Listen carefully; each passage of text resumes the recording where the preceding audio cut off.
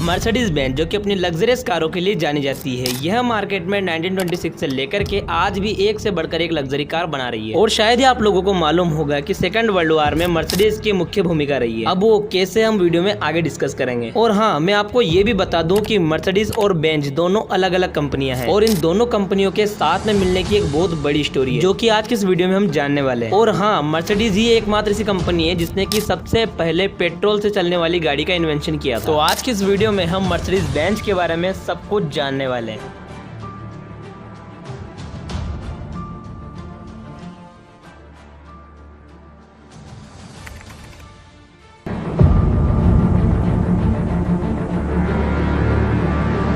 कहानी शुरू होती है 25 नवंबर 1844 को, जब जर्मनी के कालस्तोत्र में कार्ल बेंज का जन्म हुआ। कार्ल बेंज के पिता लोकोमोटिव पायलट थे जिनकी डेथ कार्ल बेंज के जन्म के 2 साल बाद हो गई थी। वैसे कार्ल बेंज के पिता सरकारी कर्मचारी थे जिनके चलते उनकी फाइनेंशियल कंडीशन काफी ज्यादा मजबूत थी। लेकिन कार्ल बेंज के पिता की डेथ के बाद उनके परिवार की कंडीशन बिल्कुल खराब हो जाती है, जिसके बाद कार्ल बेंज की माँ दूसरों के घर काम करके अपने घर का गुजारा करती थी। कार्ल बेंज की माँ चाहती थी कि उसका बेटा एक ग्रामर स्कूल में पढ़े और आगे जाकर मैकेनिकल इंजीनियरिंग की पढ़ाई पूरी करे, और ऐसा ही होता है। कार्ल बेंज अपने मैकेनिकल इंजीनियरिंग की पढ़ाई पूरी करते हैं, जिसके बाद वह लगभग 7 कंपनियों में काम करते हैं। 7 कंपनियों में काम करने के बाद जब उनके पास थोड़ा बहुत कैपिटल इकट्ठा हो गया, जिसके बाद उन्होंने अपने दोस्त के साथ मिलकर एक लोहे के कारखाने का काम शुरू किया जिसका नाम था Karl Benz and August Ritter plant. Karl Benz कारखाने में काम करने के साथ साथ थोड़ा समय निकालकर अपने इंजन के पार्ट्स बनाने पर भी लग जाते थे, लेकिन फिर भी उनकी कमाई लगभग ना के बराबर हो रही थी। इसी बीच उनके दोस्त ऑगस्ट रिटर ने उन्हें धोखा दे दिया, लेकिन अभी भी 50% शेयर ऑगस्ट रिटर के पास थे, इसलिए कार्ल बेंज थोड़े परेशान रहने लगे। लेकिन इसी बीच एंट्री होती है बर्था रिंगर की, जो कि आगे जाकर के कार्ल बेंज की पत्नी बनती है। उन्होंने अपने घर जाकर के अपने दहेज के रखे हुए पैसों में से थोड़ा पैसा निकाल कर ऑगस्ट रिटर के सारे शेयर खरीद लिए। अब इस कंपनी के बस 2 ही मालिक थे, एक कार्ल बेंज और दूसरा बर्था रिंगर। जिसके बाद उन्होंने काफी ज्यादा मेहनत की और अपने इंजन के काम पर ज्यादा फोकस किया, लेकिन इंजन पार्ट्स बनाने में काफी ज्यादा पैसों की जरूरत पड़ रही थी, तो उन्होंने धीरे धीरे अपने कंपनी के सारे शेयर्स बेचना शुरू कर दिया। और एक ऐसा समय आया जब कार्ल बेंज के पास मात्र 5% की हिस्सेदारी बची थी, लेकिन पैसों की दिक्कत की वजह से उन्होंने वह 5% शेयर भी इन्वेस्टर्स को बेच दिए। अब कार्ल बेंज के पास कुछ भी नहीं बचा था, अब वह सिर्फ 0 थे। एक दिन कार्ल बेंज बाहर बैठे हुए थे, अचानक उन्हें एक टांगा नजर आया और फिर उनके मन में ख्याल आया कि आने वाले समय में यह टांगा खत्म हो जाएगा और ऐसी गाड़ियां बनेगी जो कि अपने आप चलेगी। लेकिन फिर भी उन्हें समझ नहीं आ रहा था कि आगे जाकर मुझे क्या करना है। तभी एंट्री होती है 2 दोस्तों की, मैक्स रोच और फ्रेडरिक विल्हेम एस्लिगर, जो कि बहुत पहले से साइकिल मैन्युफैक्चरिंग का बिजनेस कर रहे थे। वहां जाने के बाद कार्ल बेंज को अपने इंजन वाले काम में काफी ज्यादा समय मिलने लगा और एक दिन उन्हें ख्याल आया कि क्यों ना इन साइकिल के तीनों पहियों को जोड़कर इसमें अगर इंजन लगा दिया जाए तो एक कार तैयार हो सकती है। अब इन तीनों ने मिलकर एक वो वाली कंपनी की शुरुआत की थी जो कि आगे जाकर मर्सिडीज बनी।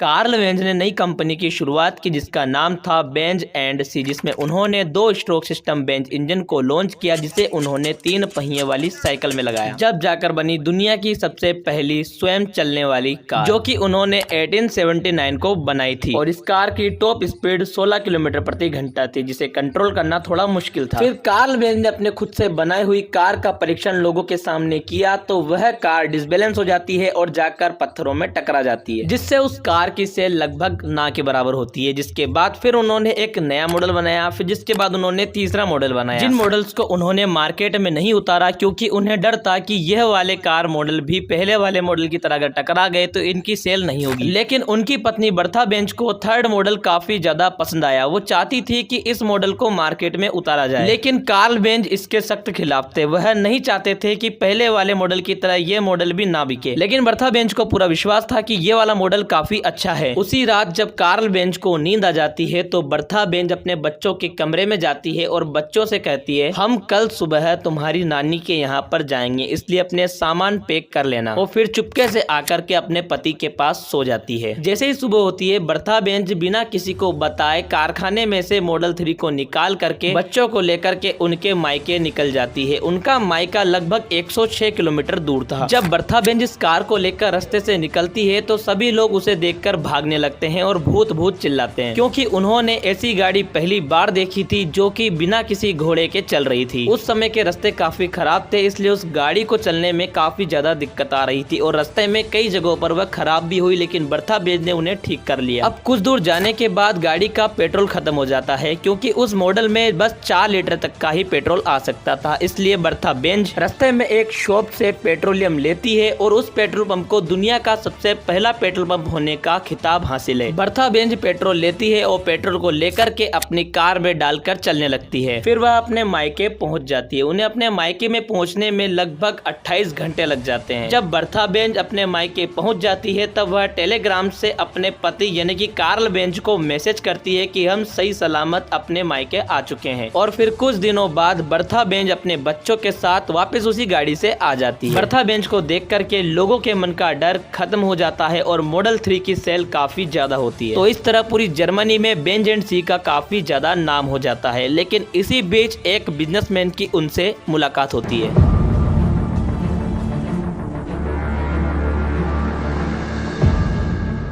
कार्ल बेंज और उनके 2 साथियों ने मिलकर कई सारी कारें बनाई, जिनका मॉडल बिल्कुल अलग कर दिया, डिजाइन बिल्कुल अलग कर दी, जिसके चलते उनकी प्राइस थोड़ी ज्यादा हो गई और ज्यादा प्राइस पर गाड़ियों को बेचना थोड़ा मुश्किल हो रहा था। तभी उनकी मुलाकात होती है एक नए बिजनेसमैन से, जिनका नाम था एमिल जेलिनेक। ये उस समय के बहुत बड़े व्यापारी थे जो कि बड़ी बड़ी कंपनियों से उनकी कारों को लेकर के उन्हें बेचते थे। यानी कि आज के समय में अगर बोले तो इनका उस समय पर एक शोरूम था। जब एमिल जेलिनेक को ये पता चला कि कार्ल बेंज काफी अच्छी कारें बना रहे हैं, साथ ही नए मॉडल के साथ, लेकिन उन्हें बेचने में काफी सारी दिक्कतों का सामना करना पड़ रहा है। यह सब देख करके एमिल जेलिनेक कार्ल बेंज के पास जाते हैं और वहां पर जाकर उनसे बोलते हैं कि मैं तुम्हारी सारी कारें खरीद सकता हूं, लेकिन तुम्हें अपनी कारों को मेरी बेटी का नाम देना होगा, मर्सिडीज। अब कार्ल बेंज के पास कोई भी ऑप्शन नहीं बचा था, क्योंकि उन्हें कार को तो बेचना ही था और इससे बढ़िया ऑप्शन उन्हें नहीं दिखा। फिर कार्ल बेंज ने एमिल जेलिनेक से हाथ मिलाया और डील को डन कर लिया। जब जाकर मर्सिडीज और बेंज दोनों एक हुए, तब जाकर के पहला मॉडल मर्सिडीज बेंज 35 HP बना, जिसके बाद मॉडल बना मर्सिडीज बेंज 770। मर्सिडीज का ये वाला जो मॉडल था वो इतना पॉपुलर था कि हिटलर भी इसी कार का यूज करता था और साथ ही हिटलर की सबसे फेवरेट कार भी यही थी। इसके बाद मर्सिडीज ने काफी सारे मॉडल्स बनाए, जैसे Mercedes Benz 540K, Mercedes Benz 300D, Mercedes Benz 300 SL, Mercedes Benz 600, Mercedes Benz 230, Mercedes Benz R107 S2 class, Mercedes 190E, Mercedes Benz W124 500E, Mercedes Benz 360 AMG और इसके अलावा काफी सारे मॉडल्स बनाए। और साथ ही भारत में यह 1994 में आई। भारत में जब भी लग्जरियस कारों का नाम आता है तो मर्सिडीज उनमें से एक है।